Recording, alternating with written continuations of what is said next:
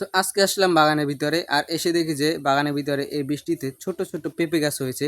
আর সেখান থেকে একটা পেঁপে গাছ আমি উঠে লাগাবো আর দেখবো 3 মাস পরে সেই পেঁপে গাছে কি পেঁপে হয় কি না হয়। আর পেঁপে গাছটা প্রতিনিয়ত আমি পানি এবং কি সার যে যা জিনিস লাগে সব জিনিস আমি দেবো। তো চলুন ভিডিওটা শুরু করা যাক।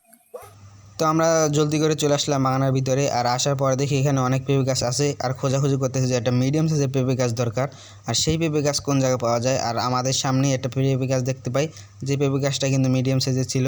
তো এই পেঁপে গাছটা এমন একটি জায়গায় পড়ে রয়েছে, আমার দেখে মনে হয় যে এই পেঁপে গাছটা এই জায়গায় ভালো হবে না। আমি তার জন্য এমন একটি জায়গা নিয়ে যাবো ওই পেঁপে গাছটাকে, যেখানে খুব ভালো মতন এই পেঁপে হবে। আর এইখানেও সুন্দরভাবে খোঁচাখুচি শুরু করে দিছে। আর এই খোঁচা হয়ে গেলেই কিন্তু আমরা সেই জায়গায় নিয়ে যাব যেই জায়গায় আমরা পেঁপে গাছটা লাগাবো। তো এইখানে কিন্তু খোঁচা হয়ে গেছে আর এখন আমরা চলে যাব সেই মূল জায়গায়, যে জায়গায় আমরা গাছটা রোপণ করব। আর এটাই কিন্তু সেই জায়গা যে জায়গায় আমরা গাছটা লাগাবো। তো আমার মনে হয় যে এই জায়গাটা হয়তো ভালো হবে লাগানোর জন্য। আর এই জায়গাটা কিন্তু আমরা সুন্দরভাবে পরিষ্কার টরিষ্কার করে রেখেছি। আর এই জায়গায় কিন্তু গাছের আলো ছায়া বৃষ্টি সব কিন্তু এইখানে পাবে।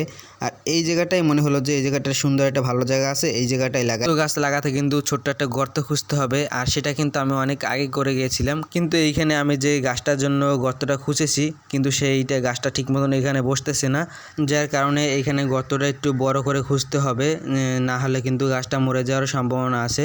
যার কারণে আমি একটু সুন্দরভাবে গর্তটা আর একটু ভালো মতন খুঁজে গেছে গর্তটা একটু বড় করার চেষ্টা করেছিলাম।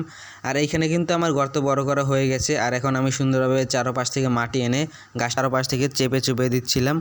আর এখানে কিন্তু রোয়া হয়ে গেছে প্রায়। আর আমার কিন্তু আরও একটি গাছ আছে, সেটা হচ্ছে একটি লেবু গাছ। আর এটা দেওয়া হয়েছিল আমার মাদ্রাসা থেকে আরও প্রায় 3 বছর আগে। আর গাছটি তখন ছোট ছিল, এখন কিন্তু অনেকটাই বড় হয়ে গেছে। তো আমাদের ভিডিও কিন্তু আজকে এই পর্যন্তই। ভিডিও যদি ভালো লেগে থাকে তাহলে সবাই শেয়ার করে দিবেন।